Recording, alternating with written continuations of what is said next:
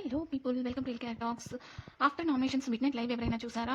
అప్పుడు భరణి గారు దివ్య డిస్కషన్ బాబో ఎవరి గొప్ప వాళ్ళు చెప్పుకుంటూ నేనే స్మార్ట్ అంటే నేనే స్మార్ట్ అని, నేనే ఓవర్ స్మార్ట్ గేమ్ ఆడుతున్నానంటే నాది ఓవర్ స్మార్ట్ అని చెప్పేసి చాలాసేపు మాట్లాడుకున్నారు. అండ్ దివ్య చాలా బ్రెయిన్ గేమ్ ఆడుతుంది. భరణి గారు నేను బ్రెయిన్ గేమ్ ఆడుతున్నాను, నన్ను నామినేట్ చేసిన వాళ్ళని కూడా నేను నామినేట్ చేయడం లేదు అంటే నాకు సింపతి వస్తుంది, బయట ఎంత ఆలోచించి ఉంటారు జనాలు అని చెప్పేసి నేను చాలా ఆలోచిస్తాను. నా గురించి ఎంత బ్యాడ్గా మాట్లాడినా, నన్ను హౌస్ అంతా టార్గెట్ చేస్తున్నా, నేను నవ్వుతూ తిరుగుతుంటాను.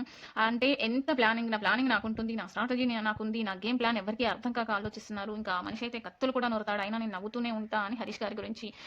అండ్ దివ్య ఏమో నాకు తెలుసు, నాకు అర్థమవుతుంది, మీ గురించి నాకు అంతా తెలిసిపోయింది, కాకపోతే మీరు నాకు హెల్ప్ చేస్తారనుకున్న ప్రతిసారి మీరు నా నమ్మకాన్ని పోగొడుతున్నారని ఏదో క్యూట్గా మాట్లాడేసి పాపం బర్నీ గారిని అయితే ఒక రకంగా ఫూల్ని చేస్తున్నారే అని చెప్పొచ్చు.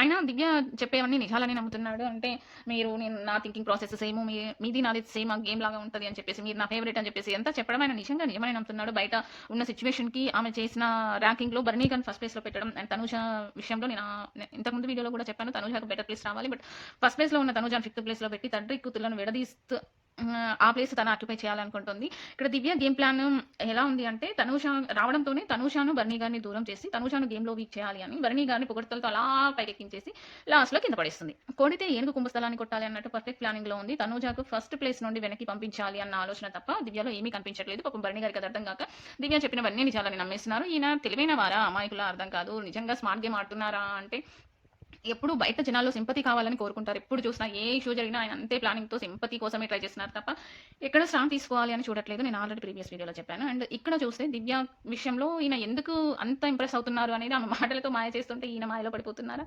మొత్తానికి తనుజ భరణి గారుల మధ్య ఉన్న బాండ్ కట్ అయ్యి దివ్య భరణి గారిలో బాండ్ స్టార్ట్ అవబోతుందా? మీకేమనిపిస్తుందో కమెంట్ చేయండి. Thank you for watching.